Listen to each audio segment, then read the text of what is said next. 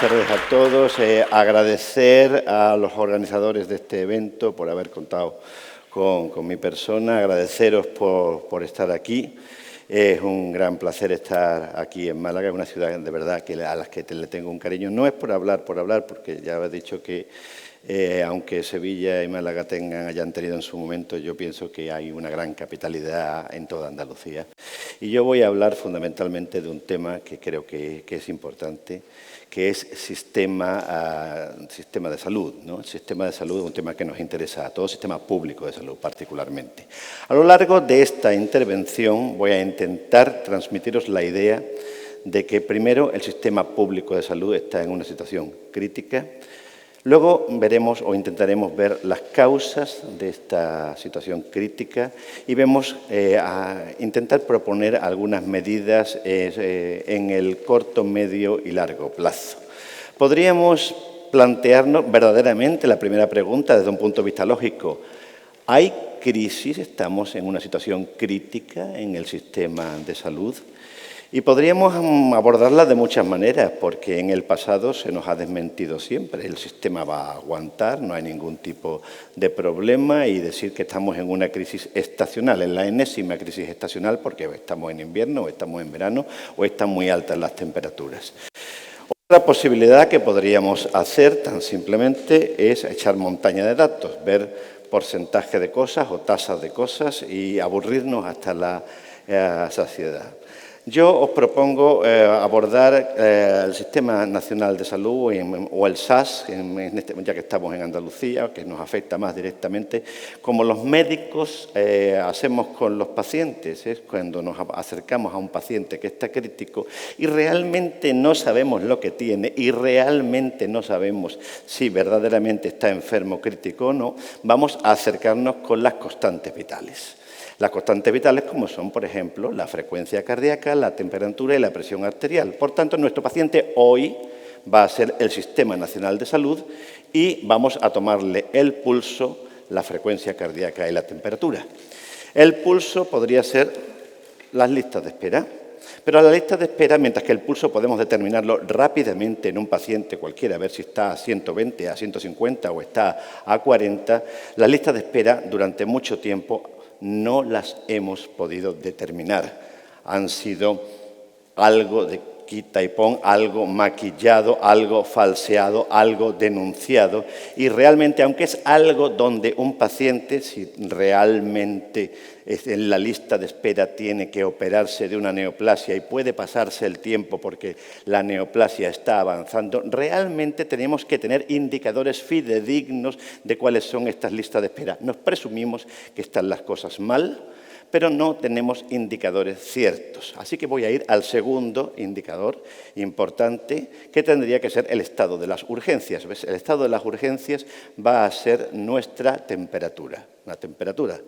Y el estado de las urgencias, tanto en atención primaria, pero vamos a ver la que llama más la atención, que es las urgencias hospitalarias, lo pueden saber por las noticias, pero sobre todo lo vais a saber más los que hayáis estado con familiares. Las urgencias están atestadas, están en un mal funcionamiento, pero por muchas circunstancias, fundamentalmente porque son el receptáculo, porque son la piedra de toque del siguiente indicador de la atención primaria que no funciona y que, por tanto, las urgencias es una estructura anquilótica, bueno, anquilótica no es la palabra, es una estructura obsoleta, es una estructura disfuncional. Son urgencias de 24 horas, ya realmente tendrían que replantearse porque un facultativo no puede aguantar 24 horas de guardia. A partir de la hora 13, de la hora 14, el entendimiento no está adecuado para discernir este tipo de problemas que se plantean y porque además hay un acceso que podríamos plantear libérrimo. Eso está planteado ahora realmente en las redes sociales. Si es que realmente tengo una crisis de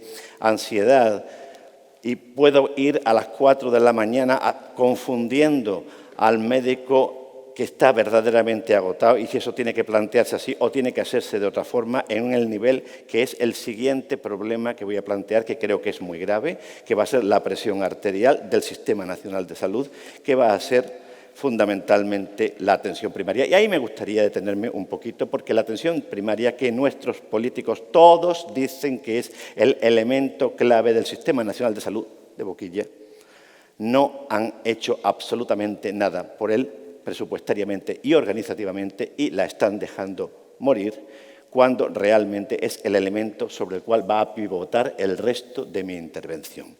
Atención primaria hoy, en España, y sobre todo en Andalucía, en la mayor parte de las ubicaciones va a consistir en ver 40 a 60 pacientes diarios, 40 o 60 caras. Esto es una locura.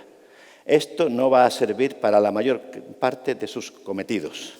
Esto hay que alzarse como profesionales conjuntamente con la ciudadanía y decir no vale. No vale para la muchedumbre de pacientes crónicos, para la muchedumbre de pacientes ancianos. No vale para sostener una entrevista adecuada. No vale cuando encima de todo se tienen todo ese tipo de burocracia, de papeleo, de controles que exige la administración actual. La atención primaria tiene que ser absolutamente de otra manera y no puede funcionar con esta masificación de 40 a 60 pacientes diarios. Por tanto, esto tiene que cambiar, esto tiene a nuestra atención primaria absolutamente desmotivada, desmoralizada. De hecho, tenemos un buen referente de atención primaria, que lo invito a su lectura. Enrique Gavilán acaba de escribir un libro que se llama Cuando ya no puedes más. Yo invito a los que están aquí a la lectura Cuando ya no puedes más, de Enrique Gavilán, porque realmente puedo subrayar que la atención primaria de nuestro país verdaderamente ya no puede más. Por favor, y si no le van a sustituir las bajas, si no le van a sustituir en las vacaciones, por favor, los estratos superiores de la Administración que se guarden de darle recomendaciones, simplemente que intenten soportar su trabajo lo mejor que se pueda. Por tanto, es importante sostener a este nivel de atención que está fracasando en su acción fundamentalmente por falta de soporte, por falta de apoyo. Por tanto, tengo elementos de las constantes vitales para decir que nuestro Sistema Nacional de Salud, nuestro sistema está crítico. Podríamos ver otros indicadores, pero creo que tenemos suficientes para pasarlo de triaje, pasarlo a cuidados críticos y decir tenemos un sistema que está crítico y si no hacemos más va a fracasar. Yo, durante mucho tiempo, como muchos otros, o como la comunidad a la que pertenezco, hemos intentado, estos años atrás, ver realmente cuál es el problema y aportábamos algunas soluciones, particularmente en Andalucía. Hemos pensado fundamentalmente que el problema era falta de dinero. Teníamos un problema de infrafinanciación y eso lo podemos documentar. Eso incluso lo decían los gobiernos pasados. Infrafinanciación, falta de dinero, porque además teníamos un problema de comparación con otras comunidades autónomas. Las comunidades autónomas del norte, sea fundamentalmente el País Vasco, sea fundamentalmente Navarra, por habitante tenían un tercio más de dinero, pero además había una diferencia comparativa grave en otros puntos de vista, en otros, por ejemplo, otros indicadores, camas por habitante, el número de personal, con lo cual aquí había un problema de dinero, particularmente en Andalucía. Y entonces muchos pensábamos que cuando pudiésemos corregir este tipo de agravios comparativos, la situación particularmente andaluza tendría obviamente que mejorar. Pero además, que es el discurso del pasado gobierno andaluz, del agravio comparativo, se venía a desvirtuar por lo que acabamos de conocer en los juzgados esta semana. Andalucía ha sido el objeto de una malversación importante. Hemos perdido mucho dinero, muchísimo dinero, y eso se ha establecido por parte de los jueces. Por tanto, también pensábamos que cuando realmente haya una buena regularización y un buen uso del dinero público, también realmente esto tendría que mejorarse. Sin embargo, hoy, aquí con vosotros, tengo que decir que en parte estos diagnósticos que hemos hecho, muchos, yo también, estaban en parte equivocados. Y ahora os voy a decir por qué. ¿Qué infrafinanciación hay? Tenemos datos. Malversación ha habido, lo han dicho los jueces. Pero el problema fundamental no va a ser ese. El problema fundamental, y ahora los voy a decir, es la incapacidad, la desadaptación de un sistema público de salud creado en un momento para copar con las exigencias de una población, que somos nosotros, que ha cambiado brutalmente desde el año 80 y 90 hasta la segunda década del siglo XXI en la que estamos. E intentaré decirlo de la siguiente manera. Primero, somos una población que ha envejecido mucho en 3 décadas. Somos la segunda, tercera, según el momento, población más envejecida del planeta, con Japón y con Francia. Esto tendría que alegrarnos. Ser el país del mundo donde la gente llega a una vida más dilatada es un motivo de alegría, es un motivo de haber conseguido muchas cosas. Sin embargo, comporta riesgos y comporta riesgos sociales y en salud. El riesgo más importante es el siguiente. Estas décadas tras la estancia laboral no son décadas en salud, son décadas frecuentemente en enfermedades crónicas que frecuentemente van a aparecer antes de la jubilación. Estas enfermedades crónicas requieren tratamientos a menudo caros y procedimientos a menudo caros, que están recayendo en lo que yo llamaré a partir de ahora una tormenta demográfica perfecta. ¿Cuál es la tormenta demográfica perfecta? La que he dicho es una sociedad envejecida, sociedad enferma, pero que va a recaer sobre unas jóvenes generaciones que son las más pequeñas de la historia, unas espaldas pequeñas, vamos a decir, que están agobiadas y que no tienen una situación financiera, vamos a decir, solvente. Por tanto, estamos en una situación, vamos a decir, tormenta demográfica pequeña. La pregunta es, ¿qué salida tiene esto y qué posibilidades podemos hacer? Salida tenemos, porque sí hay salida. Solamente tenemos que readaptar un sistema sanitario público creado en el siglo XX, creado a finales del siglo XX, desde los años 60 y con sucesivas adaptaciones en los 70 y en los 80, que se creó para el diagnóstico y el tratamiento. Les voy a poner un ejemplo. Se crea para una persona que está tosiendo sangre, para saber si tiene tuberculosis o si tiene cáncer de pulmón y ponerle tratamiento. Ese es el origen del Sistema Nacional de Salud, por ponerles un ejemplo. Pero ahora la necesidad es completamente diferente. Además de eso, que sigue siendo verdad, que sigue siendo importante, la necesidad es ahora una parte de población enferma cuyo diagnóstico ya lo conocemos, que puede ser, por ejemplo, la enfermedad de Alzheimer, y de lo que se trata fundamentalmente de frenar el impacto personal y familiar de la enfermedad, de forma que la disabilidad pueda ser limitada y sus sufrimientos puedan ser limitados de una forma social, familiar, entre todos. Ese es el desafío realmente del sistema de salud actual. Un desafío nuevo y que tiene que hacer de una forma completamente diferente. ¿Cómo es la forma en la que tiene que hacerse o en la que puede hacerse o en la que se va a proponer? No es un invento mío, no lo voy a inventar ni lo voy a descubrir aquí porque es algo que ya está en marcha y que está propuesto en otros países e incluso en otras partes de España. Simplemente voy a exponerlo. Voy a poner por delante la figura de grandes expertos internacionales que tenemos aquí en España, como Rafa Bengoa, experto internacional en cuestiones de salud, que podría perfectamente ser el ministro de Sanidad con más atribuciones, porque entiende perfectamente qué es lo que tiene que hacerse para el próximo gobierno que se está forjando ahora, desde una perspectiva de salud pública.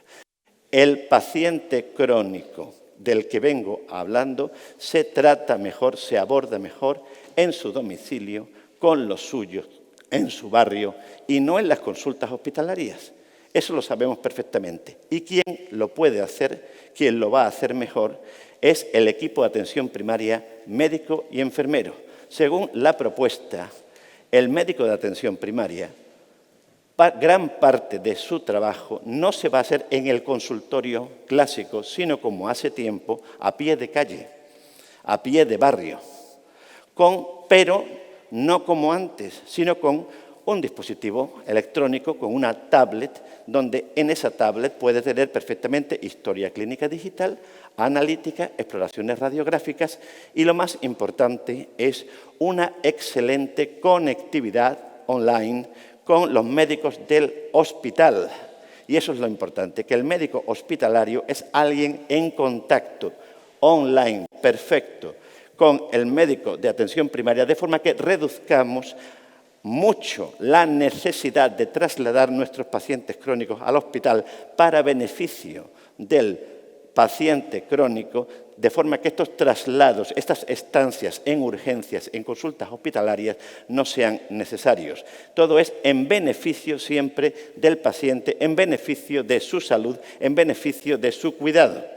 Es una nueva organización, ya digo, que está haciéndose en muchas partes y que puede implementarse perfectamente. Lo más importante es que esto que estoy diciendo, que se está proponiendo, no se va a hacer con lo que tenemos.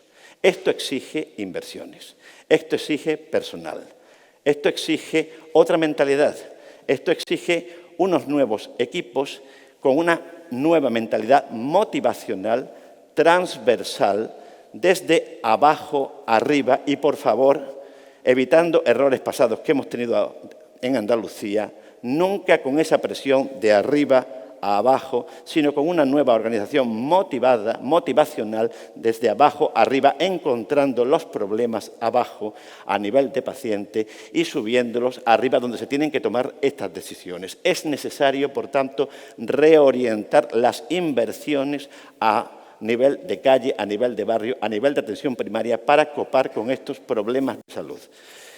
Voy ya dejándoles al final de mi intervención y quiero dejarles un mensaje muy claro para llevar a casa. Primero, en lugar, que tenemos un sistema de salud valioso, que esto merece la pena. Nada más que tienen que ver otros países donde lo tienen más elemental o donde tienen menos y ver las cosas que pasan allá. O sea, que esto merece la pena y esto hay que tirar para adelante.